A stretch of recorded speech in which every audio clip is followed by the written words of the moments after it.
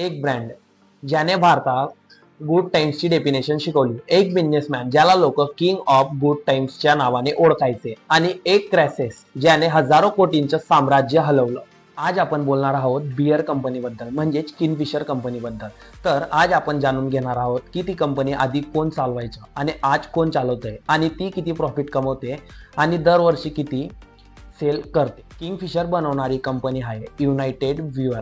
या कंपनीची स्थापना 1915 मध्ये झाली, पण 1978 मध्ये लॉन्च झालेले किंगफिशर बिअरला खरी पॉवर मिळाली म्हणजे विजय माल्या यांनी ज्यावेळेस ब्रँड हातात घेतला त्यावेळेस या ब्रँडची ओळख लोकांपर्यंत पोहोचली. विजय माल्या यांनी फक्त बियर ही ड्रिंक म्हणून नाही तर लाईफस्टाईल म्हणून विकण्यास सुरुवात केली आणि विजय माल्या यांनी किंगफिशरला टॅगलाईन दिली, किंग्स ऑफ गुड टाइम्स. आणि काही वेळानंतर IPL मध्ये सुद्धा स्पॉन्सरशिप केली. मग काय, त्यानंतर किंगफिशरचा सेल एवढा वाढला की डिमांड जास्त आणि सप्लाय कमी.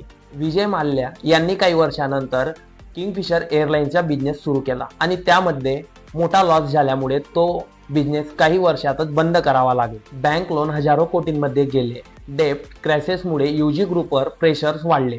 तेव्हा नेदरलँडची जायंट कंपनी हॅनेकेन हिने युनायटेड ब्रुअरमध्ये मेजॉरिटी स्टेक घेतला आणि आज किंगफिशरवर कंट्रोल हॅनेकेनचे आहे. म्हणजेच ब्रँड इंडियन आणि कंट्रोल ग्लोबल असे आपल्याला पाहायला दिसते. किंगफिशर बियर बनवण्यासाठी लागणारं मटेरियल, रॉ मटेरियल, त्याचप्रमाणे गव्हर्नमेंट टॅक्स आणि ट्रान्सपोर्ट टॅक्स हे असून सुद्धा किंगफिशर दरवर्षी 5 ते 60% प्रॉफिट अर्न करते. तर मित्रांनो, किंगफिशर कंपनी आपल्याला हे शिकवते की माणूस सुरुवातीला रईस होतो, त्यानंतर मोठे क्रॅशेस येतात आणि जो क्रॅशेस आल्यानंतर सुद्धा कमबॅक करतो तोच व्यवसायामध्ये म्हणजेच बिझनेसमध्ये सक्सेसफुली राहू शकतो.